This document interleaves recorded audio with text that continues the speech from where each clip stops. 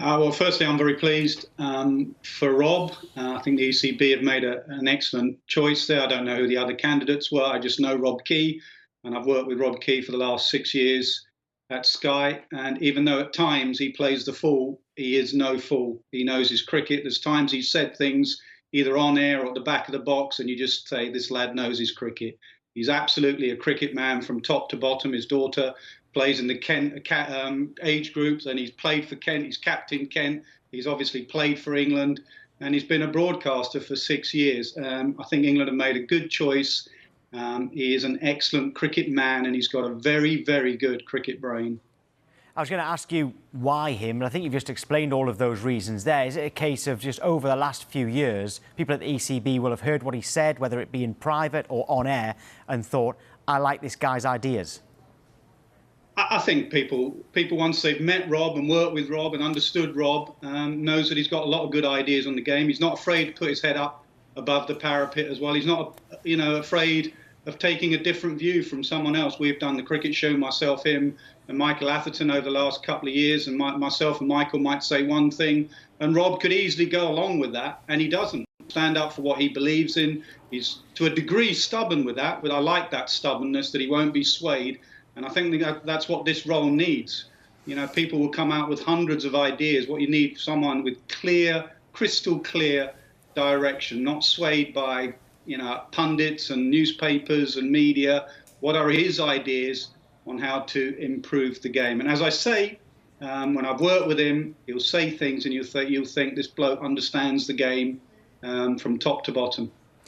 He's got a tough job anyway, but particularly now, there seems to be a number of significant challenges that he's got to get to. Where does he start? Because he needs to appoint a captain, he needs to appoint a coach, and then there are also question marks about the current setup in the domestic game and how that feeds in to the England setup.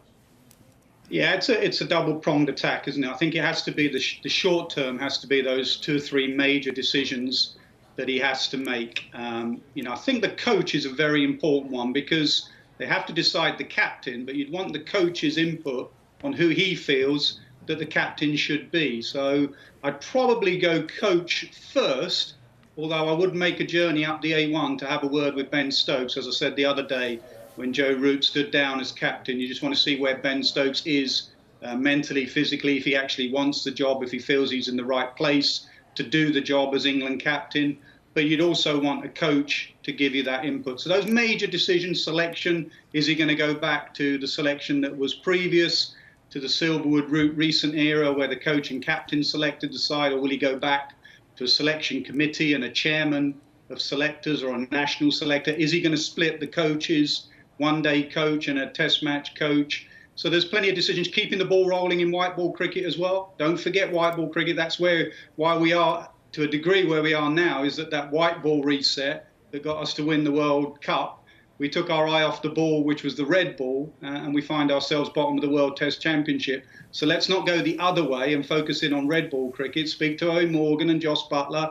How do we keep improving the white ball side as well? That's the short-term, very important decisions he's got to get right. But also he knows that you only get that right with the ingredients that are coming through and the county setup. And I know Rob is deeply passionate about county cricket. He was texting me 2 weeks ago about some young players he was watching on the feed. I can guarantee you now he'll be watching a feed of a county game. Young Haynes batting at Sussex or somewhere. He sits there and he'll be watching it, and he loves his county cricket.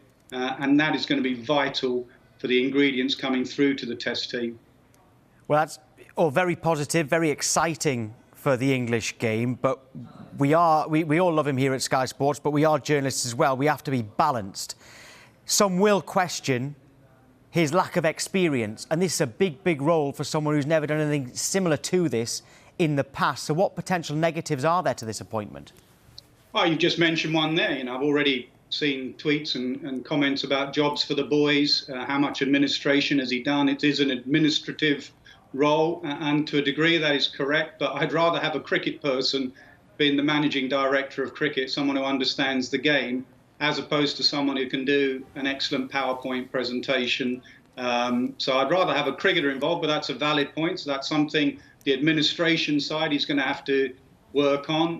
What else could he areas? He's very friendly with the players, and the players will be very pleased that Rob Key is director of cricket, but he's going to have to be tough with the players as well. He's going to have to say no to the players at times. He said something about Ashley Giles a year or two ago. He turned to me and he said, how many things has Ashley Giles said no to the England players, apart from taking football away from them in warm-ups? What has he said no to the players? And Rob Key's going to find out pretty soon that he's going to have to be unpopular at times. Leadership is an unpopular, it's not a popularity contest. He's going to have to, at times, say to some of the players and the coaches, no, we're not going that way. So there are a couple of things. The other thing I say, he plays the fool at times. He's got to be very careful.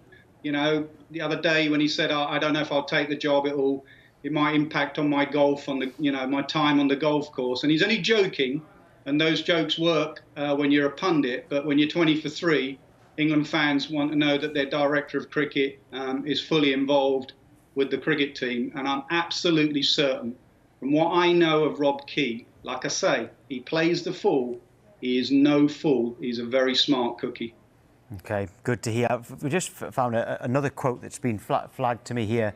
Nasser speaking on Sky's cricket podcast in February. So, I mean, you might have been there with him. He said, I would, in terms of coaching England's men's team, I would split the coaching, not because it's a lot of work, but because it's two very different teams at two different times. The white ball team could do with a facilitator coach who can just keep delivering what they're doing, but challenge them. The test team needs a completely different style of coach, a driver of culture and environment. The biggest thing is the mentality, which I think has been very poor. Does that suggest to you that actually he's not just looking for one coach, he's looking for two?